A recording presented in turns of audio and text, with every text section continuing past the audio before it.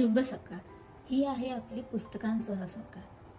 कधीतरी आपल्याला एखाद्या व्यक्तीबद्दल वाटतं की हा खूपच मूर्खपणे आर्थिक निर्णय घेतोय, म्हणजे उगाचच कर्ज घेतोय, खूप उदारपणे खर्च करतोय किंवा चुकीची गुंतवणूक करतोय.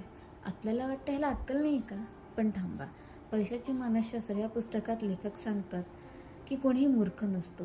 ते का सांगतात? चला बघूया. प्रत्येकाची आर्थिक वाटचाल ही वेगळी असते.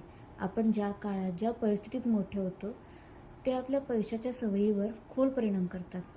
कोणी महागाईच्या काळात वाढलेला असतो, कोणी संकटांमध्ये.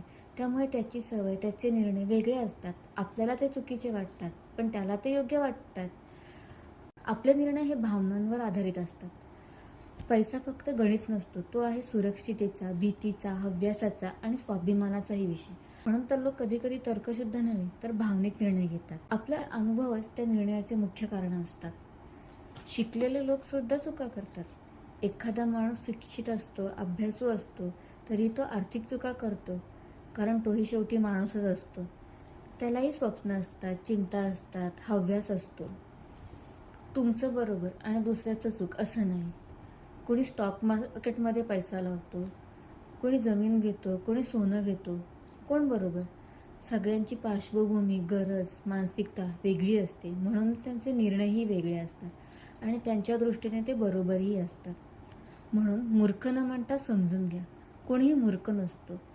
त्याच्या कोणताही निर्णय घेण्यामागे त्याचे अनुभव, भावना आणि गरज दडलेली असते. त्याला दोष देण्याऐवजी त्याला समजून घेण्याचा प्रयत्न केला तर त्याचा दृष्टिकोनही आपल्याला पटेल. तर एखाद्याचा आर्थिक निर्णय विचित्र वाटला तर लगेच टीका करू नका. थोडे थांबा आणि विचार करा. कदाचित त्याच्यासाठी तो निर्णय योग्य असेल. हेच शिकवतं पैशाचे मानसशास्त्र.